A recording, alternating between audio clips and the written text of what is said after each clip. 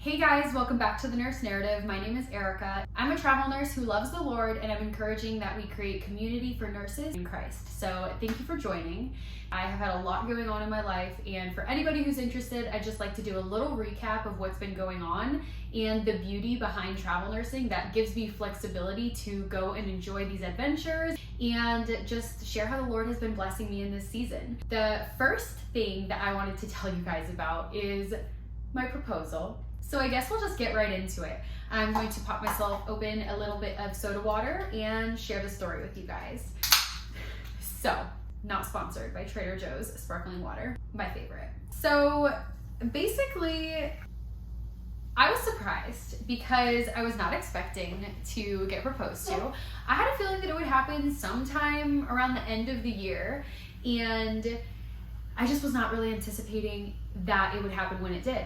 But we ended up going to Wonder Spaces. I don't know if you've ever heard of it, but it's like an interactive museum where you can go and interact with the art, and as the viewer, you can kind of help create the art. They have this one piece where they have all of these different pieces of tape that you can put on the wall, and it creates a masterpiece. So you interact with the art, which is really cool. A while back, in I think October the year before, because this was in June of 2023 that he proposed to me, and he took me there, and that was the first place that I told him I love him. One of the rooms was this room that had all chalkboard with "Before I die, I want to" written with blank lines, and everybody writes with chalk what they would like to do before they die. And I had written, "Tell Jeremy that I love him."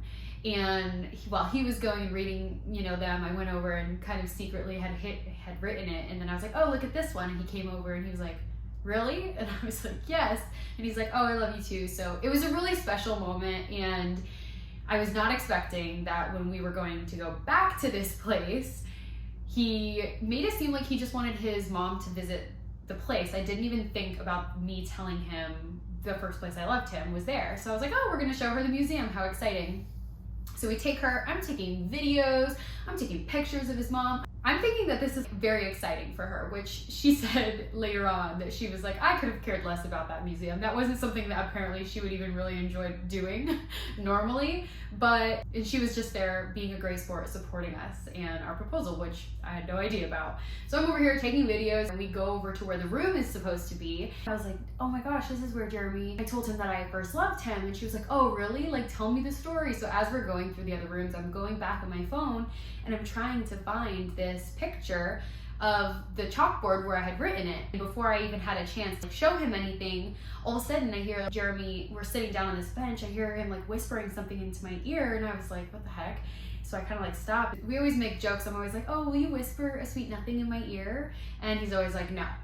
And I'm like, "Please." So he had whispered something about wanting to whisper sweet nothing in my ear, and I was like, "Oh my gosh, what the heck?" And then he proceeded to tell me some very sweet things, and then he like stood up and proposed to me.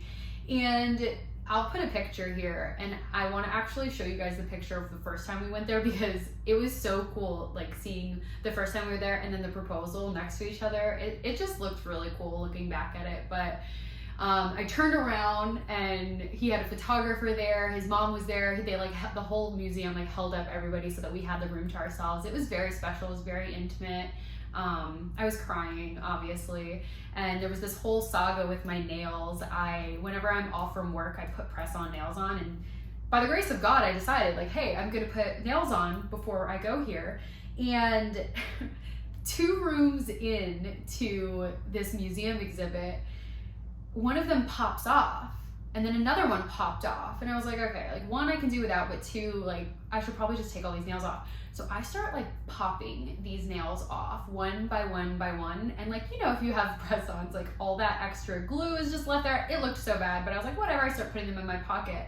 Later on, come to find out, his mom was watching me do this, and she was like mortified because she knows I'm about to get proposed to, and she literally was like texting Jeremy, "This girl popped all her nails off." And Jeremy was like, "No." So he proposed to me, and I literally had no nails on. And the photographer, which is his friend Noah, was like, let me get a close-up of the ring, and I was like, oh my gosh, I can't show you these nails. So I took out my glue, thank God I had brought it, and I just put the nails back on my left hand. I was like shaking, trying to hurry so you could get a video or a picture, and I just put them on one hand just so you could get the picture, and I was like, oh my gosh, that is such a me thing to do. So that was the nail saga, which was just hilarious. And then I think it's over, and I'm like, oh, that's so amazing. Like, we FaceTimed our friends, our family, and we were all excited. We're like, let's go to dinner. And prior, he had said, you know, hey, I'm just gonna take my mom out to the art museum, and then we're gonna go to a rooftop bar for dinner. So I had gotten dressed up. So that's how he got me dressed up. So we're on the way there, we're driving, and I was like, okay, I really, really need to go to the bathroom. So I was like, if we could just stop somewhere before we go to this bar, if I can just run in and go to the bathroom real quick. And he's like, yeah, like we'll go right here to this place that we used to go over the summer. It was this open outdoor space where you can kind of grab food wherever you'd like. There's a bunch of different, you know, restaurants and places. So it's a really cute location. And I run in there thinking like I'm just going to the bathroom real quick. As we're going in. Oh my God, she doesn't know.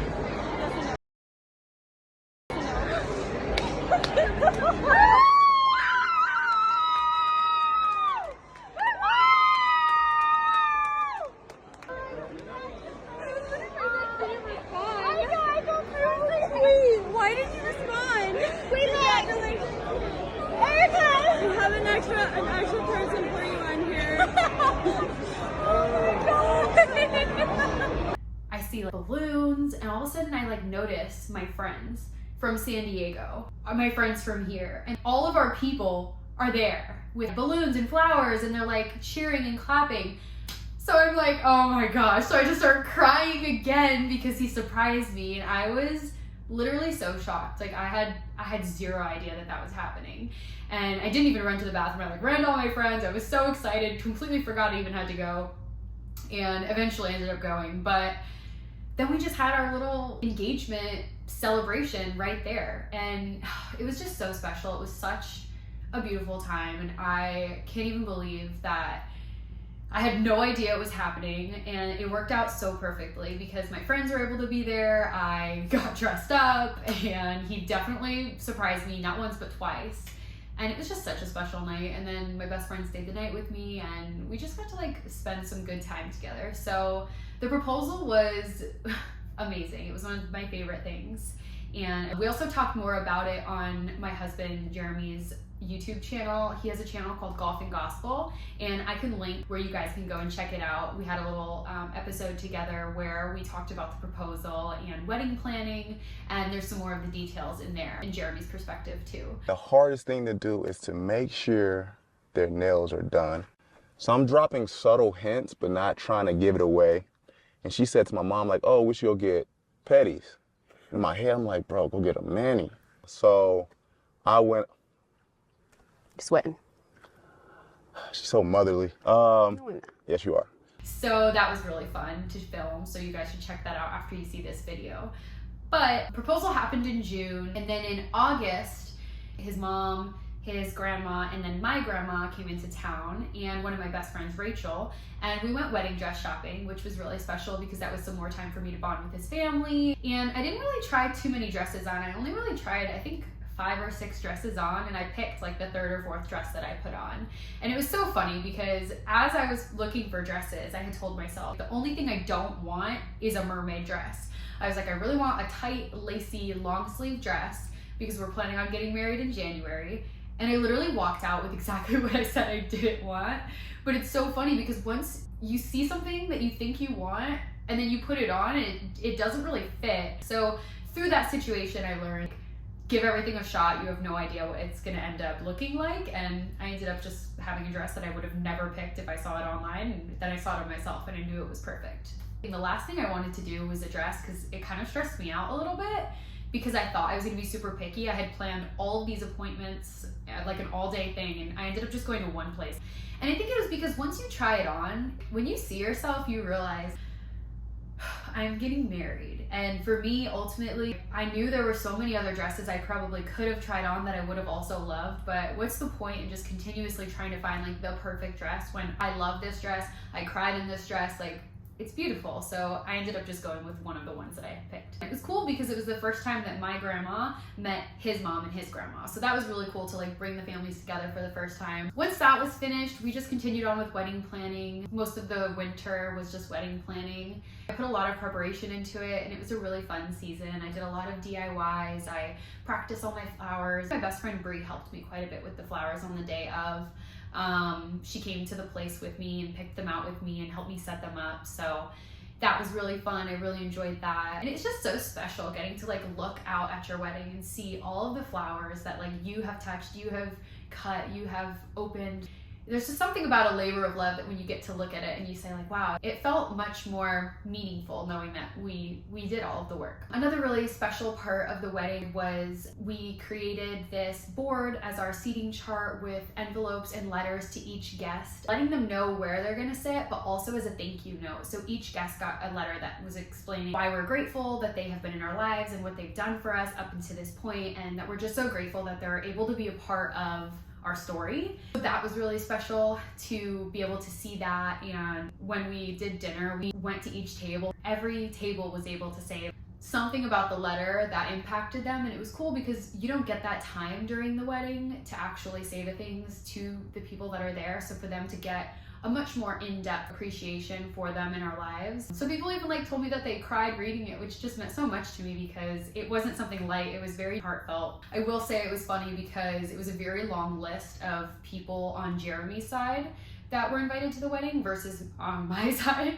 We only had like 78 people at the wedding, and most of them were definitely his people, and the idea to write the letters was my idea. So at the end, after a while, he was just like, oh my gosh, these letters, how long is this gonna take? So that was kind of funny. We were always like cracking jokes about it because it's like I had this grand idea and most of the people were his people. I'm so glad that we did it and he was glad that it was finished. But super grateful for being able to have that. And there were just like little things about the wedding that I really appreciated. It was in Temecula, California, January 7th, and I had a feeling it would be a cold day because it's January, but it was just funny because I'm from New York and I love the cold weather.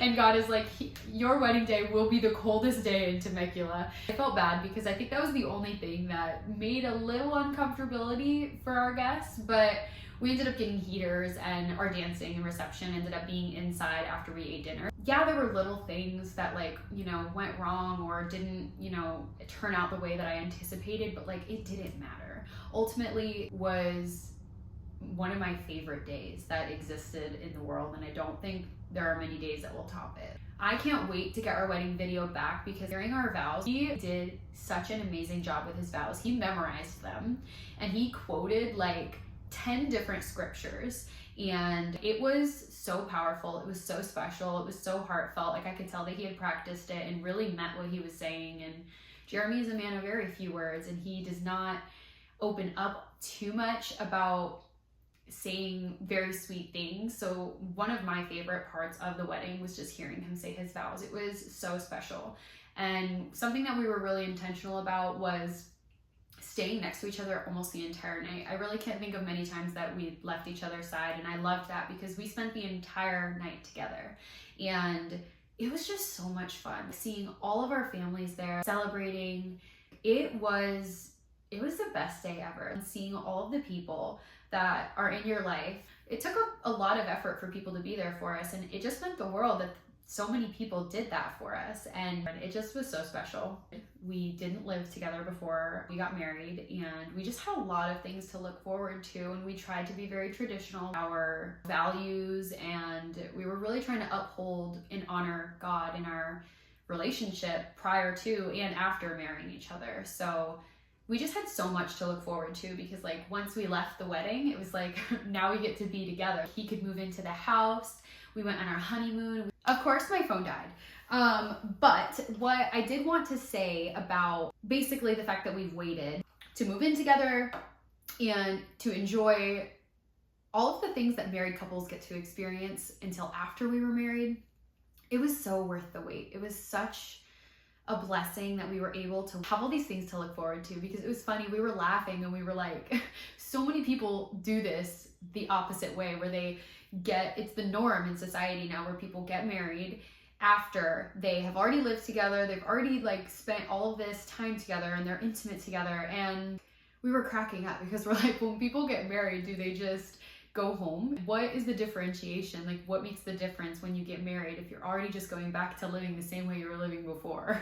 So that was kind of funny that we were like laughing about that, but we had so much to look forward to, which was such a blessing. And he moved in after we got married, and it was just so nice to have a new season feel like a new season. So I really appreciated that. And then not only did it die, but now it is running out of storage. So I'm gonna have to end this, but essentially, I just wanted to say as an end and close, I'm in a season where I'm super grateful and I'm trying to wake up every day with gratitude, and I just feel very blessed for everything that I have right now. And I hope that this encourages somebody not to think that because you are seeking the Lord, He's gonna bless you with material things or desires that aren't of God, but He will provide for you. And I am so grateful that this is the season of life that God has placed me in. And I currently am living in the prayers that I have once prayed for. And I don't want to lose sight of that. I just hope that that encourages somebody to continue their walk in Christ and be bold in their faith and